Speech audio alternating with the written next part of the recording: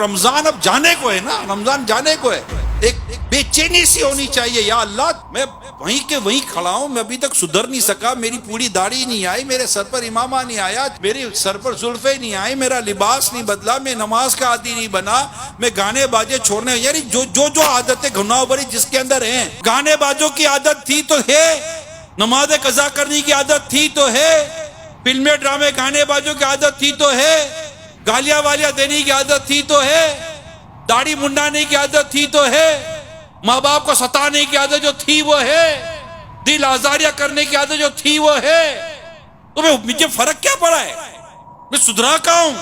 میں تو جہاں تھا وہی کھڑا ہوں، بلکہ ماہ رمضان میں تو یہ گناہ اور سخت ہو جاتے تھے، میں نے تو اس کا بھی لحاظ نہ کیا،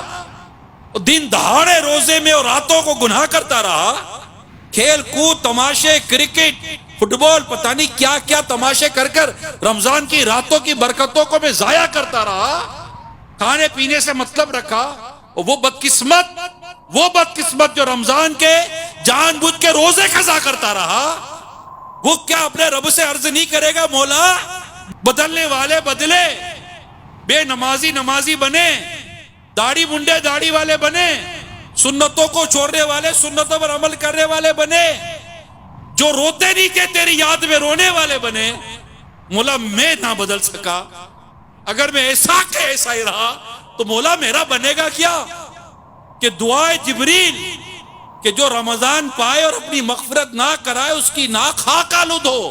اور دعائے جبریل پر آمین کہنے والا میرا پیارا حبیب مصطفیٰ کریم ہے صلی اللہ علیہ وسلم، یہ دعا کیسے قبول نہ ہو؟ مگر کوئی ایسی یعنی گھبراہٹ جس کو کہتے ہیں، میری بات سمجھ رہے ہیں آپ؟ یعنی یہ وہ چیزیں ہیں جو ہمیں دعا پر ابھارتی ہیں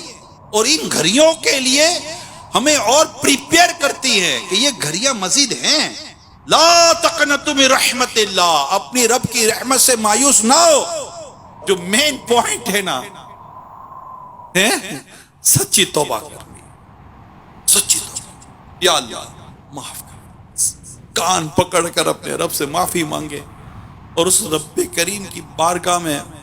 اس کا وسیلہ پیش کرے جس کا وسیلہ بہت بڑا ہے، پیارے آقا صلی اللہ علیہ وسلم کا وسیلہ، جن کے صدقے میں رمضان ملا، جن کے صدقے میں قرآن ملا، وہ کیا ہے جو ان کے صدقے میں ہم نے پایا نہیں؟ اور وہ رحمت للعالمین ہے، ان کی ایک بار نگاہ کرم ہو گئی